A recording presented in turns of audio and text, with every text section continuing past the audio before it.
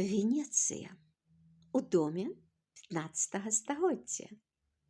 Вам даводзілася калі-небудзь прыпыняцца ў доме, збудаваным у 15 стагоддзі, дзе ў цішыні пакояў строгіх жывуць нябачныя цені мінулага.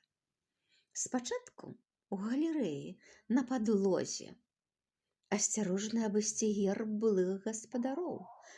О, як клапоцяцца пра гэты знак!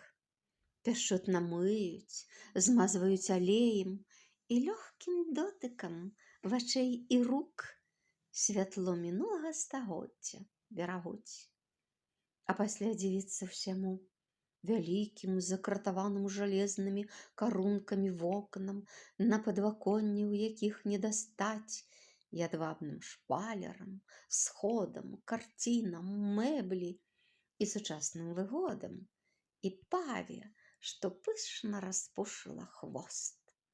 Сама становішся ценем, каб не перашкодзіць тым, што ажываюць, што даўно засталіся ў мінулым.